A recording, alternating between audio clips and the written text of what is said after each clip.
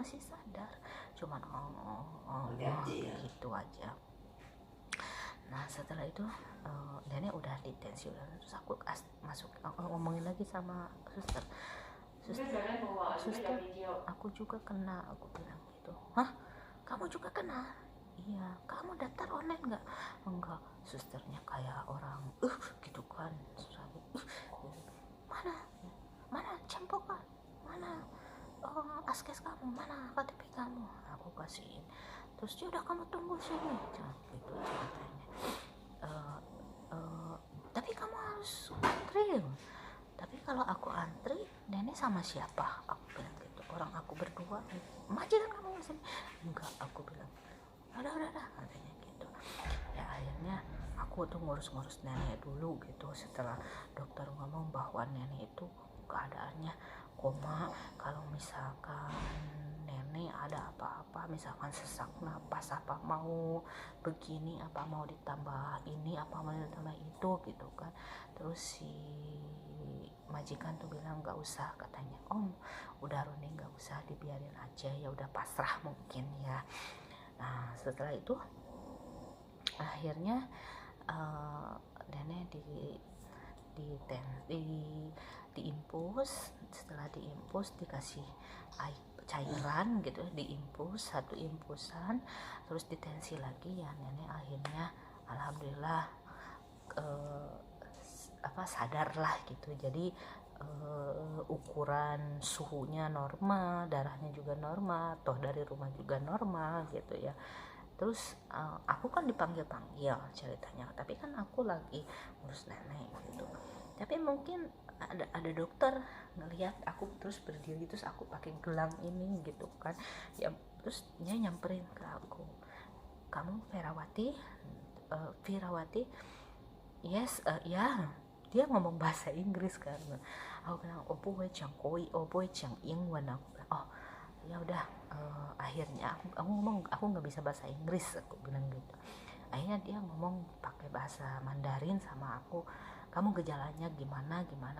Terus aku bilang aku cuman gatal tenggorokan dan kadang batuk, aku bilang gitu. Terus dia bilang oh kamu sih kayaknya baik-baik aja, gejala ringan, kamu tinggal makan obat aja lalu pulang, istirahat yang banyak, cuman begitu.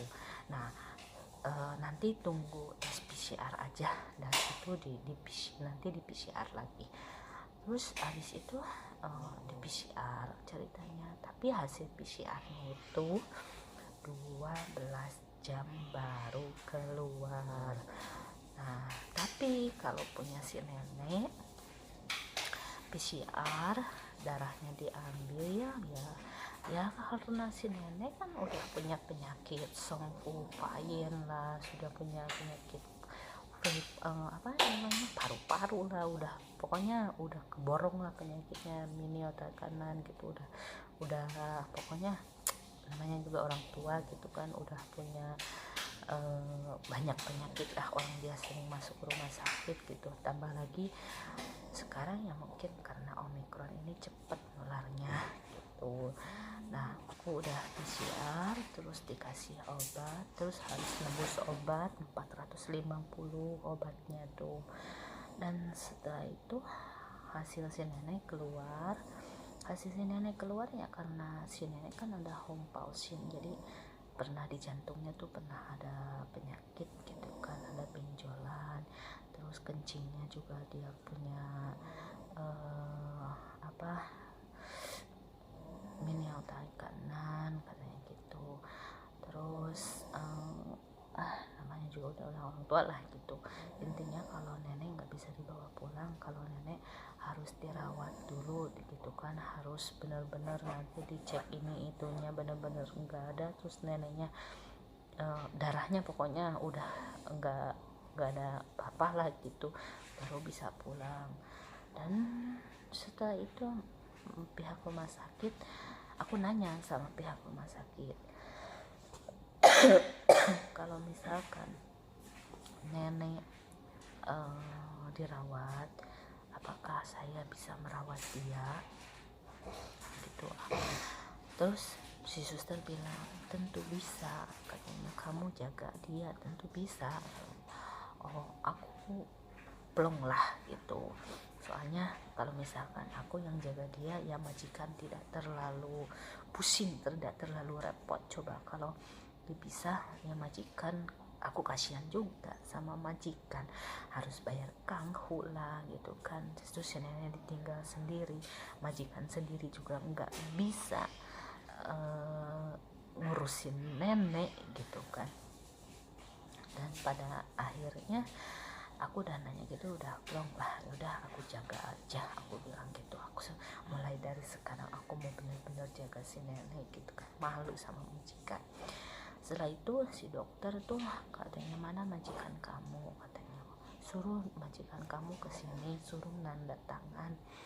Akhirnya aku telepon majikan, yang datangnya itu mending. Kalau anak pertama ya agak baik, masih bisa bersahabat sama aku, tapi anak yang kedua kayak bertentangan lah gitu sama aku tuh. Dia tuh yang gak ngebolehin aku tinggal di rumah.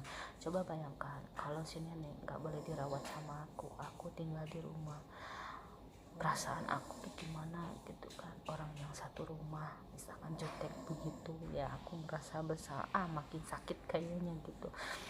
Nah setelah itu aku ngomong sama anak yang pertama, aku kalau misalkan nenek dirawat juga, aku yang jaga juga, emang bisa, katanya. Ya bisa. Terus anaknya kalau pukul lah, gak boleh, nanti aku tanya dulu, katanya gitu. Pukul lah, katanya gitu. Pukul lah, jangan Indonesia, nggak boleh, nanti aku tanya dulu, katanya gitu.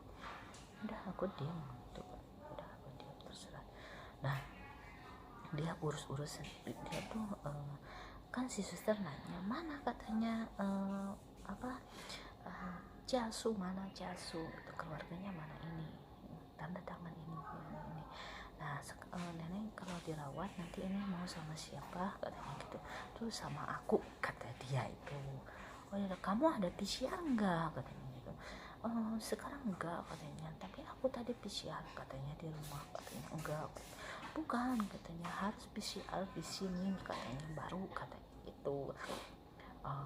Terus si anaknya tuh, oh, tapi kan katanya dia kan kena COVID. Terus emang dia kalau kena COVID kenapa nggak boleh jaga nenek? Dia boleh loh jaga nenek, digituin sama suster. Emang kalau dia kena COVID nggak boleh jaga nenek, katanya. Dia kena COVID boleh jaga nenek, jadi sekalian dirawat, dua-duanya dirawat. Jadi nenek dirawat, dia juga dirawat, nanti kita kasih obat sama dia ya, nenek juga diurus sama dia. Akhirnya diem majikan aku yang itu. Terus ya alhamdulillah sih ya, melihat rumah sakit itu kayak gedung tua, gedung gak ada siapa-siapa, tapi aku nggak berani buka kameranya, nggak berani lah, soalnya mas gimana gitu, merasa bersalah gitu. Cuman mau cerita aja ya, mungkin aku nggak bisa bikin konten masak apa gimana, ini juga nggak tahu kapan bisa pulangnya, tapi ya alhamdulillah gitu kan. Aku sekarang ada mulai dari rumah udah dikasih panadol itu sama majikan, sama panadol sama obat suantong gitu kan. Suantong totong itu aku udah, tenggorokan udah mulai membaik ya, cuman si nenek aja. Terus majikan nanya, kamu gimana? Aku bilang aku hal aku udah membaik gitu, tapi kamu harus tetap dirawat ya, jaga sekalian biar jaga si nenek, katanya gitu. Singko nih ya, katanya, kan orang digituin singko nih ya, nggak apa-apa, aku bilang gitu kan. Justru aku yang malu, aku bilang itu sama dia, justru dipuji, aku bilang dipuji nih lah, aku bilang. Kalau bukan karena aku yang suka keluar ya, mungkin si nenek nggak kena COVID, aku bilang gitu. Terus majikan aku ya siang itu lami kuansi lah ya, jam 8 katanya gitu ya, masih alhamdulillah sadar juga. Tapi ya si itunya, si anak yang keduanya kadang jutek lah sama aku. Yang betah sama majikan aku tuh itu, yang kadang yang di rumahnya tuh ada yang jutek gitu, terus ada pelitnya juga. Tapi kalau soal perhatian sih ya perhatian, ya pelit mungkin ya rata gitu. Ya udah teman-teman, sampai sini aja dulu ya ceritanya. Saya mau mandi, sholat duhur dulu, besok kita cerita lagi bagaimana keadaan saya di sini. Dan minta doanya aja ya buat semua YouTuber yang ada di mana aja gitu kan, buat teman-teman YouTube ya, minta doanya aja, terutama minta doanya ya semoga nenek aku juga tidak apa-apa, gejalanya ya ringan gitu kan.